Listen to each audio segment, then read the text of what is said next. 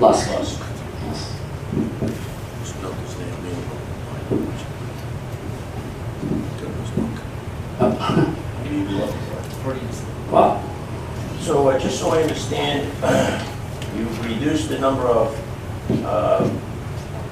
residential units from 20 down to 9, is that right? that's correct. And did I say you eliminated the pool? No, Still have the pool? full. Same size? It could be whatever size it needs to be. What did you propose as the size? I left it the way it was. And in terms of parking spaces, I think you said your proposal is 20? On the first floor. Okay. There's still 14 on the second floor, a total of 34.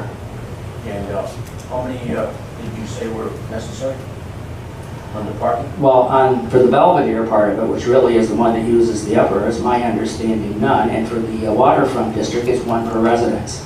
So at 34 spaces, we're over what we need. So you're assuming that the Belvedere, the existing Belvedere property doesn't need or use the parking spaces? No, there's 14 spaces that they still use. We only need, when you talk about what we have with the current number of residential units, 9. We have 20 on the first floor. And what part of the building, your proposed design would have to be water floodproof? It would be at the storefronts. And where are those? Those are right here. Basically, there's 2 of them. That's on Thames? That's on Thames. Just on Thames? I didn't really mess much with what was previously done with the restaurant on State and Thames. That had already been addressed. We left it. So you didn't increase the square footage of the restaurant? No, Didn't increase the square footage of the commercial? I did. There was no commercial other than the restaurant. And where are you proposing commercial? How many square feet? 975 square foot per unit. And that's where you see the number in the, up here too, where we put the cost in there. Okay. And you got it at $250 a square foot? No, that's cost for building it. Right. The cost? 20, yeah, you're right. Okay. Which typically can be less because usually the first retailer is the one that outfits the space. It depends on your lease. You mentioned that portions of this building now would have to be flood-proof, correct? The lower level where the shops are, that's it. And did you calculate the cost for the flood-proofing in that area? Right now, they're already requiring special glazing in the waterfront district. We know that from projects we're working on. The windows are sealed into the base, which are all flood resistant, flood-proof if you will. The door can also have a seal where it can look as it is, or you can take and put a screen that comes down. The cost should not be prohibitive. The buildings you're working on, are they new or are they being rehabbed? They're new. And where is that located in the waterfront? The whole part that you're looking at is all new. There's nothing there. It's a vacant lot. Excuse me. Yeah. You mentioned that in the waterfront they used glazed windows. Well, we just did 17th State Street. We had to put the storm-resistant windows in, and if I'm not mistaken, I was at another project where the Bristol Hotel had to do some upgrades as well. And are those locations new construction or existing buildings being rehabbed? They're new construction. I wish they were existing buildings being rehabbed. And did you include in the cost that you've put on this sheet of $250 a square foot, does that include the flood-proof that you've suggested? It should, because the spaces themselves are plain white boxes, no counters, no sinks or anything like that is added by the tenant. It kind of balances it off. Did you calculate the cost per unit of the flood-proofing? I did not, per se. Thank you. And your $250 for the areas that have to be flood-proof, is that the same as the $250 you have for the lobby area? The lobby area could be quite elaborate, and again, we were conservative. Chances are it will be Answer my less. question, please. Yes. I think you have Mr. Chairman, I think you can answer this question and explain without being. I think you can do. Yes. So you've got the same cost for the areas that are not flood-proof as you have for the areas that have to be flood-proof. Is that right? That is correct. And in terms of the You said that the interiors of these units would be similar to what's being proposed in this project? I haven't seen what's being proposed in this project. The plans aren't developed that far yet. But I'm assuming they're going to be granite countertops and high-end fixtures. If he's looking at the luxury market, that's just something you take for granted. No pun intended. You don't know for a fact what's planned for these units, do you? I know what I was thinking of for our units. They're all high-end units. Could you answer my question, please? I thought I did. Now, in terms of the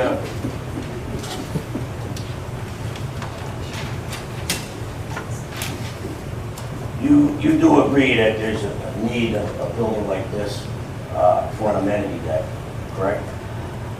A need? No. Is it a marketable feature that could be important to the units? Yes. It's not a need.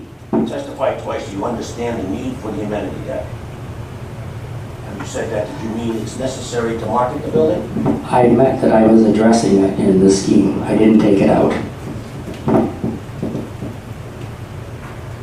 Now, what type of roof are you proposing?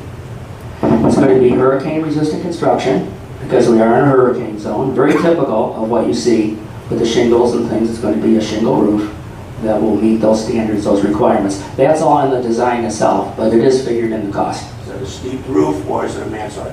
No, it's actually a gabled roof back to the wall where the deck is behind. It's the same pitch as the gables themselves, which is one of the reasons it works so much nicer as being lower at the street than a wall that goes straight up.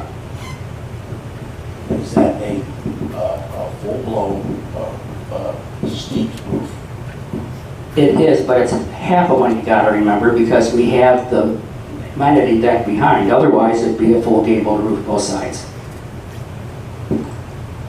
And I'm assuming that we're here at the end by Guillory's. At that point, it will be a full gable roof.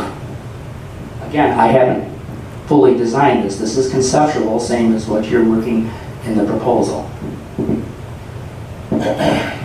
You aware of the fact that the HDC rejected a partial roof? They wanted a full-blown steep roof, both sides? Well, what they were looking at was a little different than what we have at this point. But Yes. you're aware of the fact they rejected? I unfortunately wasn't at the HDC meetings at that point. Now, But I do work with them all the time. now the $250 per square foot that you've quoted for these costs, where did you get that? Just basically by what you're seeing, that is the cost of projects currently under construction in Rhode Island. And you can go to things like means and stuff like that. We're a little higher than some of the ones that they have, or you can go to formulas that tell you how to do it. At this point, we're concept. It'd certainly be a lot easier to price something out when it's full working drawings. And that's for not just myself, that's for anybody involved in the project. And your design assumes that the existing parking deck can be reused, is that right? Yes. And if it can't, We have a number if there, if it can't, that we have figured that in. and what's that number? That's 1 million, I see it right up here, $1,360,000. And that is for to construct the actual deck itself. That would be to construct the deck itself. For how many spaces? Well, that one up above is 14, below it, grade, it's 20. How many are existing now on the top deck of the existing parking I deck? think it's 39. We have a swimming pool we have to accommodate. What was it? The existing parking deck that's there, Yes. how many spaces does that have, top level and bottom level? The bottom level, I'm not sure, but I know we have at least as many based on the plan that has been submitted, because some of them are tandem. And the upper deck, we didn't change. How many are there now? I think it was 39. Someone, I think, just said 37. Don't 27. engage in discussion with the audience, please. Okay. Mr. Lusk. I don't have the break from me, but we used the number, and that 34 does include the existing -4 for the swimming pool that drops down into that area from the amenity deck up above. Now, in your cost sheet here, there's no specified soft costs set forth, are there? No, There's no land cost included in your proposal, this is correct? construction cost.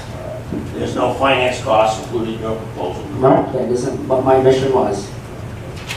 And There's also no grants or anything else either.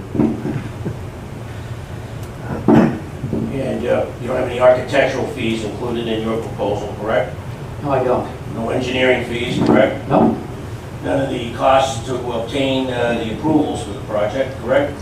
no, Now, can you reduce the living space by approximately 27%? roughly. And under your proposal, cut the units from 20 to 9, and I believe you said it still needs 12 or 13 variances, correct? Probably more like 12, yeah. And again, I'm not in a position that I'm necessarily against variances. Any other questions? Thank you all for your time.